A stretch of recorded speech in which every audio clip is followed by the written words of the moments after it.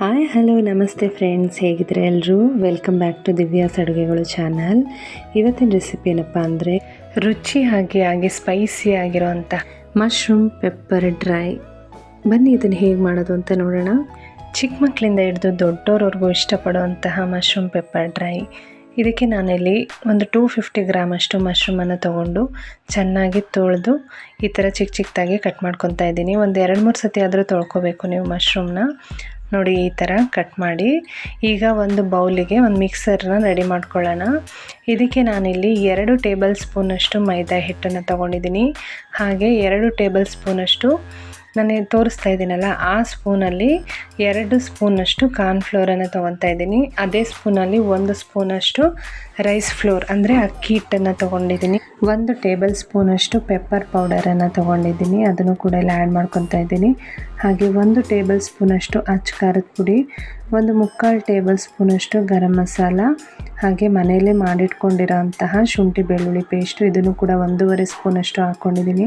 ಹಾಗೆ ಒಂದು ಅರ್ಧ ಓಲ್ನಷ್ಟು ನಿಂಬೆಹಣ್ಣಿನ ರಸ, ಇದನ್ನೆಲ್ಲನೂ ಕೂಡ ಆ್ಯಡ್ ಮಾಡಿಕೊಂಡು ಲಾಸ್ಟಲ್ಲಿ ರುಚಿಗೆ ತಕ್ಕಷ್ಟು ಉಪ್ಪು, ಇದು ನಿಮ್ಮ ರುಚಿಗೆ ಎಷ್ಟು ಬೇಕೋ ಅಷ್ಟು ನೋಡಿ ಹಾಕ್ಕೊಳ್ಳಿ. ಹಾಗೆ ಇದನ್ನೆಲ್ಲ ಚೆನ್ನಾಗಿ ಕಲಿಸ್ಕೋಬೇಕು, ಮಿಕ್ಸ್ ಮಾಡ್ಕೋಬೇಕು ಎಲ್ಲ ಚೆನ್ನಾಗಿ. ನೀರು ಹಾಕೊಂಡ್ದೇ ಚೆನ್ನಾಗಿ ಮಿಕ್ಸ್ ಮಾಡ್ಕೊಳ್ಳಿ. ಅದಾದಮೇಲೆ ಸ್ವಲ್ಪನೇ ನೀರು ಸೇರಿಸ್ಕೊಂಡು ಮಿಕ್ಸ್ ಮಾಡ್ಕೊಳ್ಳಿ. ಒಂದು ಹದ ಬರಬೇಕು. ಈ ಕಬಾಬ್ ಹಿಟ್ಟೆಲ್ಲ ಕಲಿಸ್ತೀವಲ್ಲ ಆ ಥರ ಸ್ವಲ್ಪ ಗಟ್ಟಿನೇ ಇರಲಿ, ತೆಳು ಮಾಡ್ಕೊಳಕ್ಕೆ ಹೋಗ್ಬೇಡಿ, ಅದು ಮಶ್ರೂಮ್ಗೆ ಅಂಟೋದಿಲ್ಲ.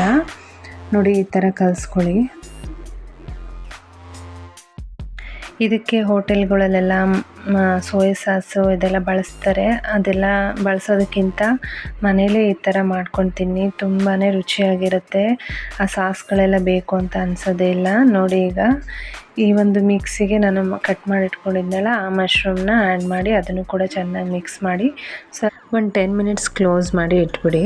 ಅದಾದಮೇಲೆ ಈಗ ನಾನು ತೋರಿಸ್ತಾ ಇರೋ ಐಟಮ್ಸು ಫ್ರೈ ಮಾಡ್ಕೊಳ್ಳೋಕ್ಕೆ ಒಂದು ಒಗ್ಗರಣೆ ಅಂತ ಮಾಡ್ಕೊತೀವಲ್ಲ ಅದಕ್ಕೆ ಒಂದು ಸ್ವಲ್ಪ ಕಾರ್ನ್ಫ್ಲೋರ್, ಒಂದು ಅರ್ಧ ಟೇಬಲ್ ಸ್ಪೂನಷ್ಟು ಕಾರ್ನ್ಫ್ಲೋರ್ನ ಒಂದು ಬೌಲಿಗೆ ಹಾಕಿ ಸ್ವಲ್ಪ ನೀರು ಹಾಕಿ ಕಲಸಿಟ್ಕೊಂಡಿದ್ದೀನಿ. ಒಂದು ಸ್ವಲ್ಪ ಬೆಳ್ಳುಳ್ಳಿನ ಜಜ್ಜಿಟ್ಕೊಂಡಿದ್ದೀನಿ. ಒಂದು ಹಸಿಮೆಣ್ಸಿನ 1 ಟೇಬಲ್ ಸ್ಪೂನಷ್ಟು ಪೆಪ್ಪರ್ ಪೌಡರು, ಕಟ್ ಮಾಡಿರೋ ಈರುಳ್ಳಿ, ಹಾಗೆ ಕರಿಬೇವು, ಅದನ್ನೆಲ್ಲ ಹಚ್ಚಿಟ್ಕೊಂಡಿದ್ದೀನಿ. ಈಗ ಮಶ್ರೂಮನ್ನು ಎಣ್ಣೆಗೆ ಹಾಕಿ ತೇಲಿಸ್ಕೊಳ್ಳೋಣ.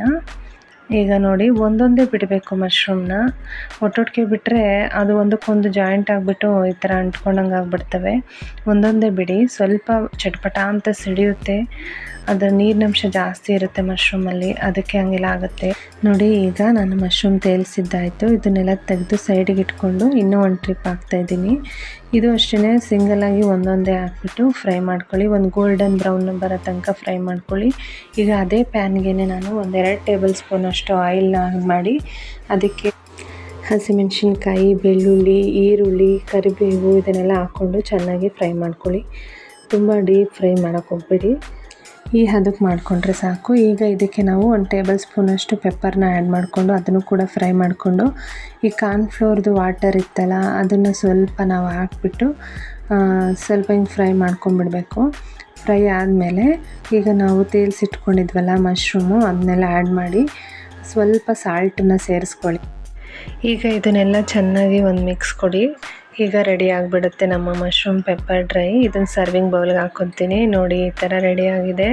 ಮಕ್ಕಳಂತೂ ತುಂಬಾ ಇಷ್ಟಪಟ್ಟರು, ಮಮ್ಮಿ ತುಂಬ ಚೆನ್ನಾಗಿದೆ ಅಂತ ಹೇಳ್ತಿದ್ರು. ನೀವು ಕೂಡ ಟ್ರೈ ಮಾಡಿ ಹೇಗಿತ್ತು ಅಂತ ಕಮೆಂಟ್ ಬಾಕ್ಸಲ್ಲಿ ತಿಳಿಸಿ. Thank you for watching.